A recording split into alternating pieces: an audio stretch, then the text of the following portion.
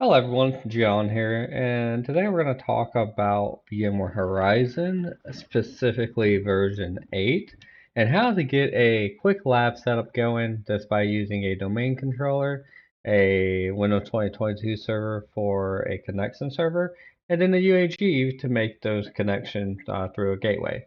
So the first thing you're going to want to do is make your domain controller. So if you don't already have one, I have a video on how to set up a domain controller. And then from there, you just need to have a server's OU, a computer's OU where your clients will live. And then you're going to need a Horizon users OU, or you could name it whatever you want. But in my case, I'm doing Horizon users to host the one main account that will be the domain admin, and it will also be the account that gets entitlements so that I can access the pools that we create. And then we have the groups OU, and that will just be the Horizon admins. They'll have full control over the server. So the first thing we're going to do is go over to our lab CS machine that I created. So this is now domain joined. We'll log in with a user one account that I made.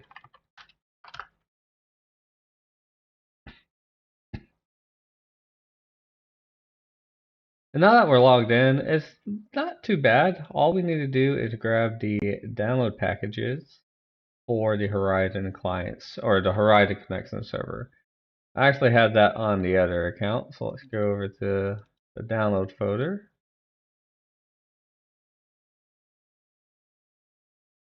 Desktop, my bad.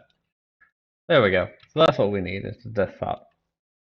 So now that we have this, all we're gonna do is pop that down and just run it.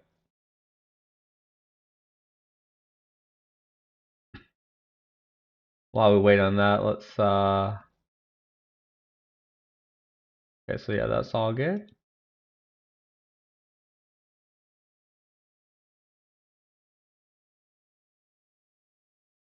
We're just going to install it in the base locations. We are installing a standard server. If we had more than one server, so if this was like your secondary, you would do it as a replica.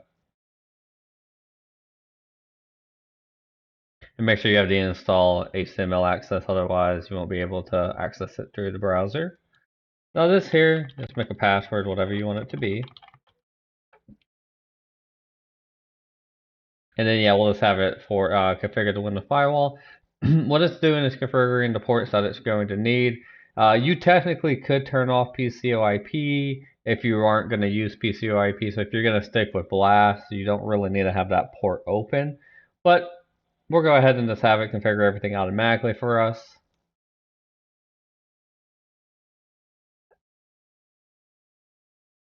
And we're going to actually do the Horizon admins group as the account that will have the access to control all of everything Horizon, right? Okay, so yeah, that's good. I don't use these, but it's up to you. I don't allow them to collect data. And we're doing general, so we're not installing it on any of these different cloud services. We're doing it off of our own general hardware, so we'll go with that. Now, setting up Horizon is pretty straightforward. What really gets in depth is when you go to set up the golden image. You gotta optimize it, make sure it's all set up correctly so you're good to go. Now there are some parts that you have to do, such as PKI. You got to get your certificates in order for the Horizon server, the UAGs, and get everything that's working correctly in that regard. Which we're not going to touch too much on certificate authorities. I will be uploading a video at some point on what a certificate authority is and how you can issue out certificates. Alright, we're back and it is done, so we're going to hit finish. That's going to give us this icon here. That's the Horizon Administrator Console. That takes you to the local web server that is now on the device. Of course, the certificate is not trusted, so we're going to get that error, but that's not a big deal. It'll still work. So now what we'll do is we'll get on the main page here, and we're going to log in with that user that we made, or that I made from the get-go. Cool. So this is Horizon. This is it.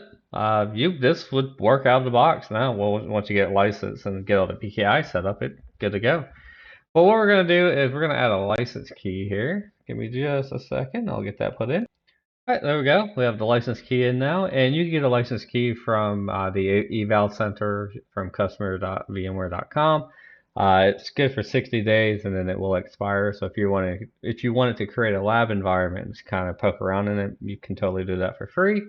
So now that we have our license in here, our license in there, we're good to go. We will have our desktop pools. Well, this is pretty much where the main things happen, but there are a few things that you need to do before you even set that up.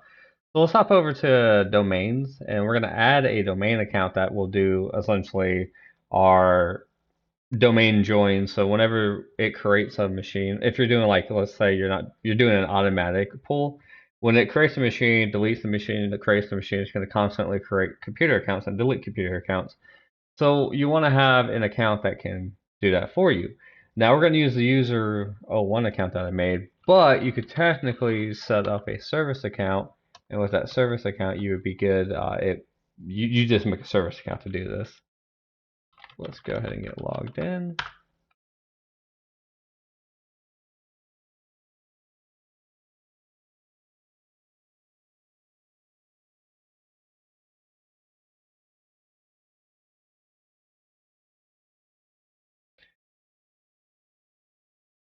All right, so there we go. We've added that user, so any domain joins, deletes, or anything like that will now go through that user account.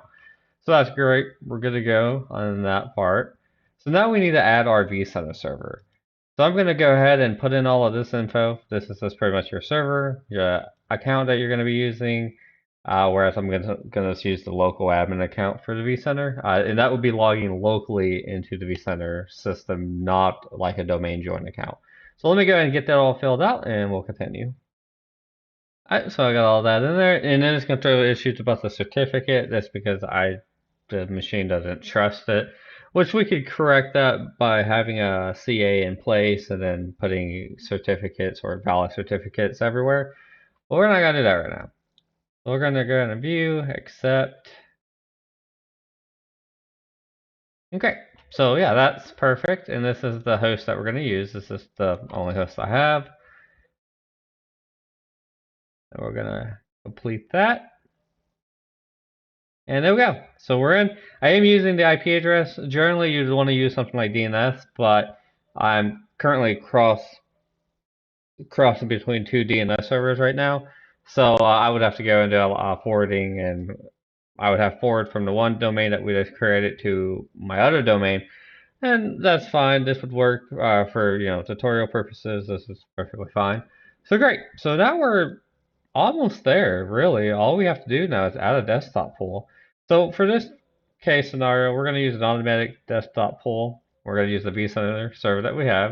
And we're going to do instant clones, not full virtual machines. Instant clones essentially are like, you'll have a parent image, and that parent image will use a small, or that parent image will have children. You kind of think of it as children.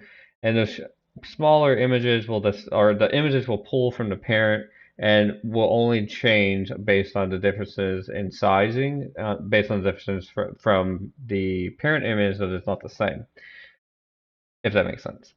It's kind of confusing. So we'll go and hit next. We're going to do floating. We're not going to use virtual fan. Let's call this test. Then we're gonna do, so enable provisioning, you want that on. If you don't have that on, essentially when it goes to create a machine, or it won't have the ability to make a new machine because provisioning is disabled. So we're gonna go with a naming pattern of this test hyphen machines on demand, or yeah, machines on demand. We're gonna do the min number of machines as 1, maximum number 2, and then shared power on is 1. So by default, we're going to have one machine turned on, this from the get-go. So the golden image we're going to use is the Windows 11 golden image that I created a while back.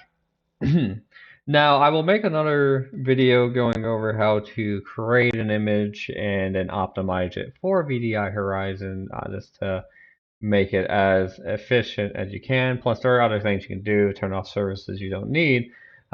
You can refer back to a lot of the VMware documentation in that regard, and you can also look at the Tech Zone communities posts that they make regarding golden images to get a better idea of how that works. So we'll go with the snapshot use me. So I'm going to throw it in the test Horizon VM folder, and all this is, this is a folder inside of vCenter. So I just created a VM folder inside of vCenter, and then made a test folder within that. So now for the cluster, we're going to use the main cluster I have. Resource pool, we're going to use the main resource pool. For the network, we're going to, data stores, we'll throw this all onto my NVMe. And then for the network, the golden image already has a network attached to it, so we'll probably stick with that golden image. Or actually, no, we can change that. So because that's currently in this other network, so let's throw it on the lab network. So any image that is created from this will be put on the lab network. So it will pull a DHCP address from that subnet. Since this is a lab, we'll do 2 RAM. This will be terrible. You don't ever want to give your if you're creating a Horizon environment, don't ever just give them 2 RAM, unless it's Linux. That's perfect. They enable. So from where we're doing a floating and setup, if we do a log off after disconnect never, it would never actually delete itself. So if we do like an after, and then we could do an after, so long, so after 5 minutes. So if a user disconnects, after 5 minutes, their virtual machine will just delete automatically. And then when they go to log in, they'll get a brand new clean image. And this is really good for like if you're not needing, you can install or use something like app volumes and dem to have everything attached at the time of creation of the VM whenever they go to log in. Whereas instead of this will save your resources, because if you're not actively using a machine, there's really no reason to have the resources out there unless it is in the use case scenario that they need to have a machine 24/7. Allow users to restart machines. We can leave that as no, because the moment that they log off, remember, it's going to delete after 5 minutes anyways.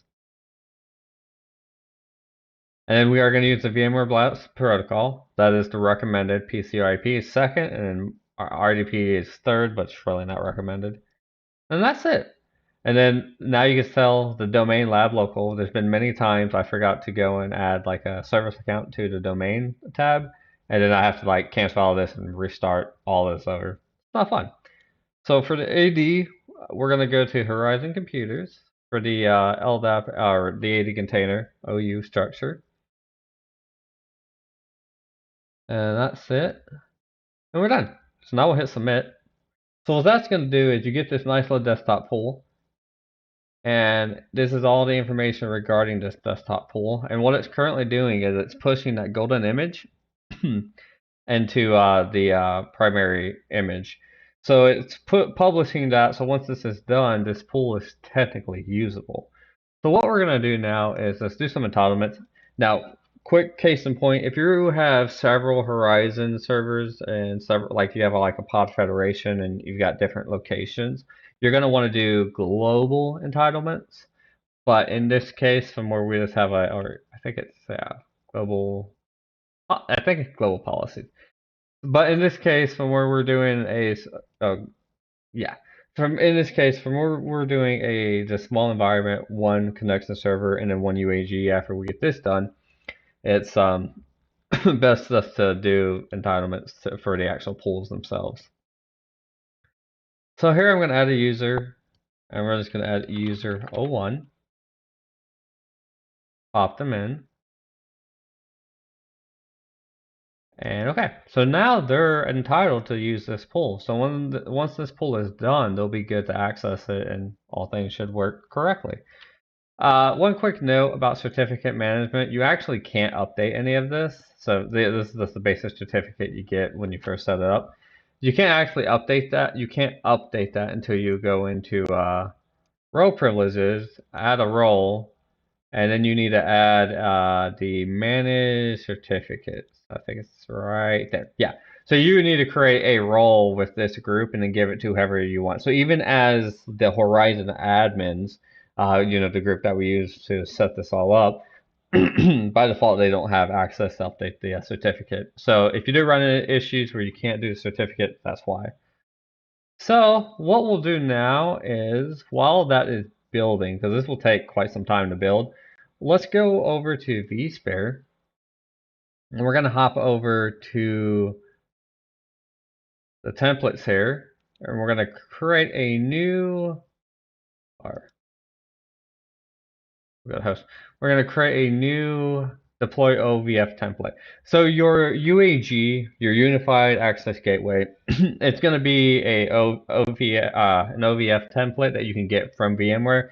So when you go to pull like the latest version of Horizon or anything like that, the UAG will also be there for you to download. So we're going to upload this file that I have. Call it whatever we want. So we'll just do lab UAG 1. And then we're going to pop it just into regular folders.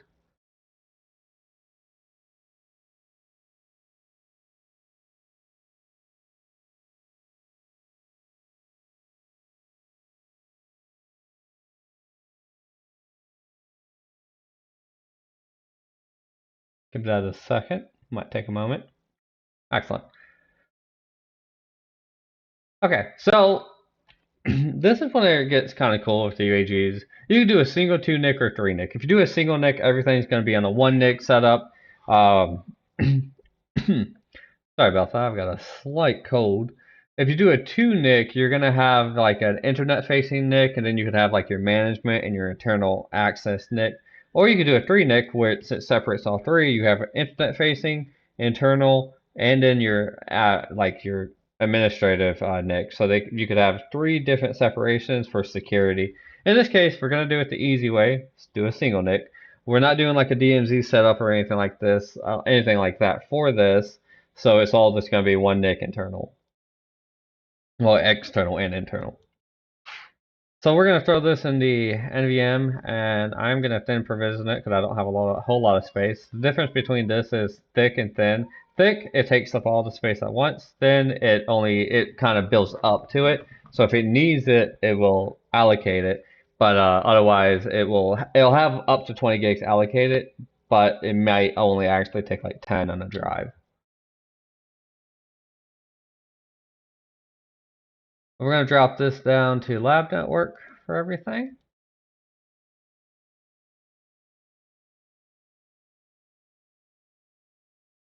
Cool. So now that changes everything. Now, if you had like if you did a 1 NIC setup and then you did like different networks for these, it would break it completely. It would run into all kinds of problems I've noticed. So if you did like a 2 NIC, your internet facing would be like your WAN, and then these would be your internal network. All right, cool. So now what we're gonna do is set up a static v4. We'll pop in 192.168.254.12 for the IP address. We won't do any custom routes because we don't need to, but you might need to in your case. DNS servers, we're going to use the domain controller. Netmask will be, well, this is a /24, so it'll be 255.255.255. Default gateway will be the router IP address in this case. Then we'll just call this lab UAG 01.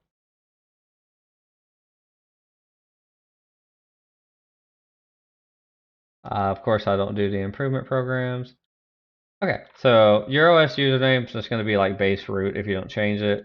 And then we're going to pop in a password for that root account.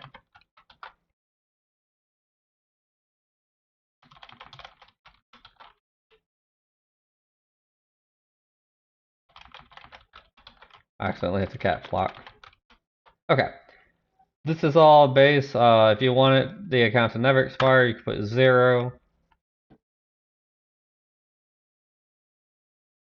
And here, this will be your UI login. So this will be what you would set for the admin account for the HTML or the HTML site web server.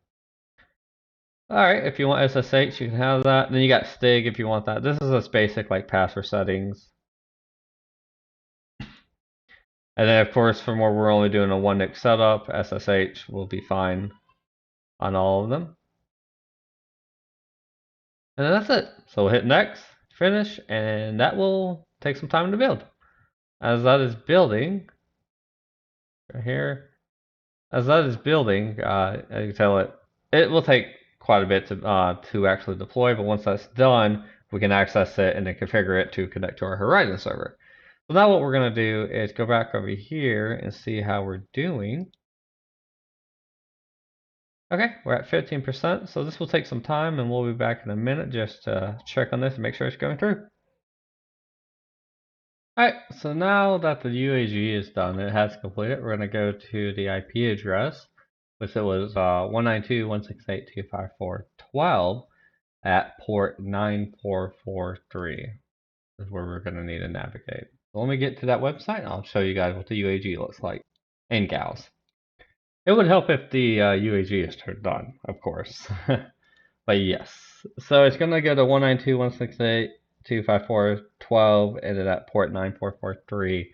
Now, once you got PKI set up and you put a cert on it, you can access it through a DNS name. But prior to that, you would need to go to the IP address.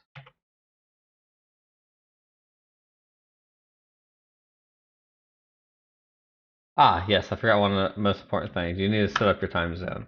So when you boot up the UAG, go into it through vCenter and then set up whatever time zone you're in. So in my case, we're going to do 2:49 and then 11 because I'm in Central Time. Yes. Okay, excellent. Let's see if we can access it now. And it looks like the UAG is now giving us some life. So let's see if we can get in. So again, this would be admin and then whatever password you set when you set it up, and it does work. So now, one of the main things when you're looking at the UAG is the as service settings. This is how you make your connection to Horizon, to the Horizon connection server. So the connection server URL, let's go set up some DNS real quick. So I will be right back. Actually, I got thinking about it, and DNS is already set up. So we're going to use just the main URL that you would generally, or how you would access it through DNS. Of course, the connection server is not going to have the right information. This will all be correct, but you would want to update it with a PKI certificate that you created yourself after like a CA or something like that. So what we're going to do is navigate to it on this box as well so that we can just easily upload all this info.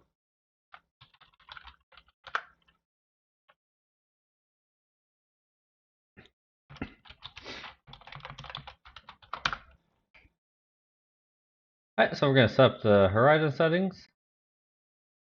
So the connection server URL is going to be this URL here. And then you're going to want to put 443 at the end. Like so. Okay. And then the connection server thumbprint is, you can get that just by looking at the certificate itself. So let's see what it has for us. So we're going to want to do the SHA-1 fingerprint. We'll pop that in just like that. And sometimes that happens. If you like click off too quick, it will drop everything that you had in there. No worries though. Go back and do it again. Great. So now that that's done, we're going to do IPv4 for the connection server IP. Client encryption mode, we'll do allow. And then in this case, we'll enable tunnel and blast. A lot of this stuff would not work. PCOIP would probably work, but your UDP tunnel might work too. But you would need to know, you would need to have the IP info for all that to work. So in this case, the blast external URL, this is where things can get kind of tricky. So you remember what the UAG is doing is it's taking an external URL and it's forwarding it internally to your connection server. So we don't have a blast external URL set up as of yet. But that does not mean that we can't make one. So give me just a few seconds and I'll see if I can get that set up. Alright, so I went ahead and used one of my external one of my external subdomain names in order to put in there. So we'll see if it works or not. So while that's taking time to load in, let's go back to the Horizon connection server. So this should be done by now. Perfect, it's done. So quick tutorial, let's open up the Horizon client and see if we can access it.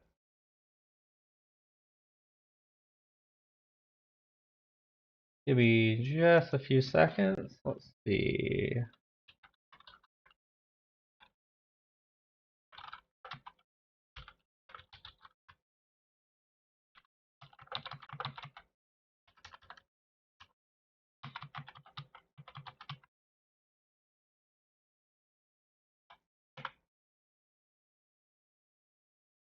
Okay, so what I'm doing here is I'm connecting directly to the IP address since we don't have the DNS or any of that set up. Let me go ahead and get logged in.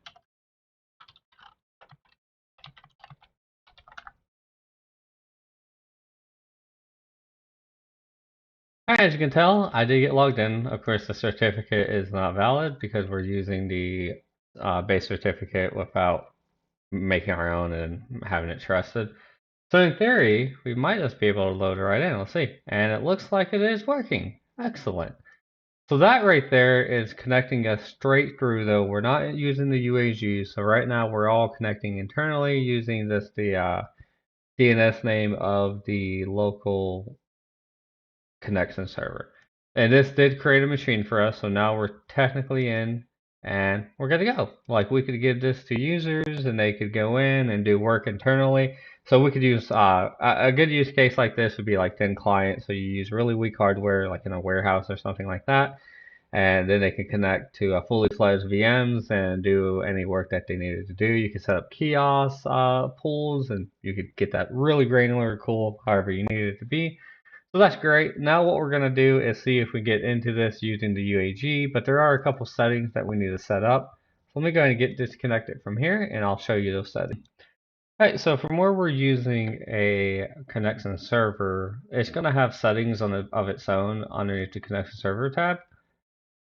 And from where we're going to use a UAG, we need to turn some of this off. So we need to turn off the HTTPS secure tunnel, and also turn off do not use blast secure gateway because all this is going to be done by using the UAG. So we don't want the connection server doing any of this. The UAG is going to manage that.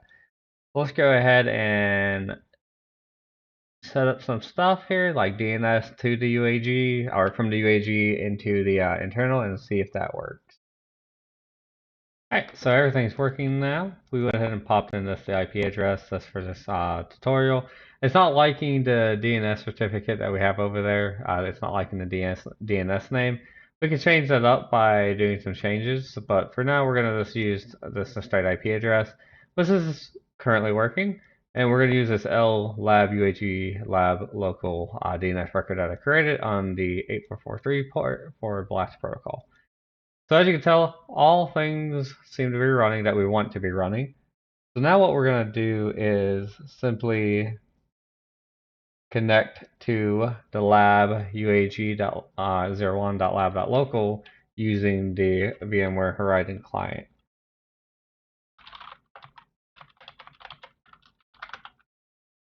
And there we go. So we have our test environment available and we're in. So this is using a unified access gateway internally and connecting to a local connection server. Now, this would all work exactly, well, very similar, anyways, to the way that you would have it set up if you were doing like a production environment and you needed to put a UAG out in the DMZ. But instead of having it would work exactly the same, but you would have an outside DNS that you had a subdomain like bdi.horizon.com that would be your URL that you would access, and then that would go through like a load balancer, like an NGINX reverse proxy or an F5 load balancer, something of that nature, and then that would pass down into your UAG, which would then pass down into your internal network through your Horizon connection server and then back out. And in order for you to do any of that, of course, you would have to have some firewall rules open on the actual main firewall itself, like your NAT or however you have your network set up. So in this case, like if I was to throw this into an actual production environment in my DMZ, I would have port 8443 and 443 coming in inwards into my UAG out into DMZ. And then from there, I would have the DMZ network have a port open. Like, so on my WAN, I would have 8443 and 443 going into my DMZ into my reverse proxy, which would then be going into my UAG, and then that UAG would then pass down into my connection server. But I would need to have ports on the DMZ that would port forward those ports from the UAG or from the DMZ into the UAG, and then from the DMZ into the local LAN network to go into the to have those ports open so that the UAG is able to talk to the connection server. That's a mouthful, I know, and I apologize for if I made it somewhat confusing. But that's essentially how this is all working. That's how Horizon works in a nutshell. And then you can, of course, once you get the environment or the infrastructure environment set up, then you could add something like app volumes and dem profiles so that you can do more user configurations on a user-based level. So that if you had like a group of users that needed this application, a group of users that needed this application, you could attach it based off their profiles. So if you guys have any questions, let me know, and I will try my best to answer them. And look forward to future videos. Please subscribe if you found this helpful, and let me know if you have anything that you are wondering about Horizon that I can look into. Thanks, and have a wonderful day.